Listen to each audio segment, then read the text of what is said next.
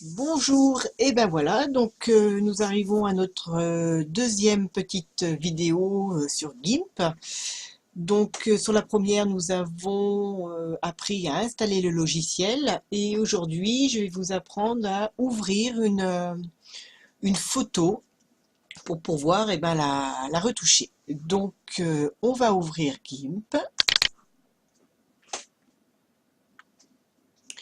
Voilà, donc pour ouvrir une image, il y a plein de possibilités. Je vais vous montrer la plus simple, celle que même moi j'utilise tout le temps.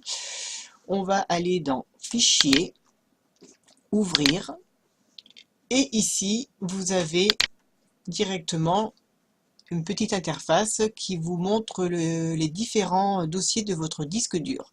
Donc à vous de savoir où se trouvent vos photos. Donc si elles se trouvent sur le bureau, ben, automatiquement vous cliquez sur Bureau, Mon bureau, et vous cherchez votre photo. Donc moi je vais aller les chercher, je sais que je les ai mis dans mon disque E. Voilà. Donc là, dans ce dossier, on voit que j'ai deux images. Quand je clique dessus, ce qui est très bien, c'est que j'ai un aperçu sur ce côté-là qui peut vous aider à savoir si c'est bien la bonne image que vous souhaitez. Donc je vais prendre celle-ci et je fais ouvrir. Voilà, donc ma première image est bien sur mon logiciel et va pouvoir être transformée ou remodifiée. Ce qui est bien avec ce logiciel, c'est qu'on peut ouvrir plusieurs images en même temps. Donc je vais fermer cette image, je retourne dans Fichier, Ouvrir. Donc je retourne dans le dossier de mes photos. Alors pareil, quelque chose qui est plutôt sympathique, c'est que automatiquement vous retournerez dans le même fichier que précédemment, donc ça évite de retourner dans mon disque E et refaire tout ce que j'ai fait tout à l'heure. Donc dans mon dossier, j'ai vu que j'avais deux photos, celle-ci et celle-ci. Donc moi ce que je voudrais, c'est importer les deux en même temps et éviter de faire 36 fois la même chose. Donc je sélectionne celle-ci avec la souris et sur votre clavier, vous allez appuyer sur la touche CTRL.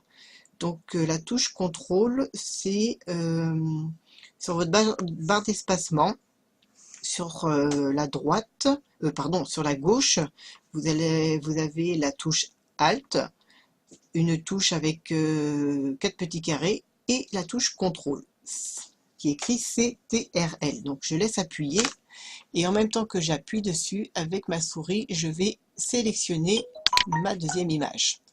Je peux relâcher CTRL et là on voit bien en bleuté mes deux images sélectionnées. Je clique sur Ouvrir. Voilà. Donc on voit en haut que j'ai deux onglets et je peux naviguer sur les deux onglets. Donc ce qui est très bien, c'est que voilà, je peux vraiment travailler sur deux images en même temps ou dire celle-ci je vais la prendre, la mettre sur l'autre. Enfin ça, on verra ça plus tard. Donc voilà. Autre chose, donc après, si je veux fermer une image, je clique sur la petite croix et elle va se fermer.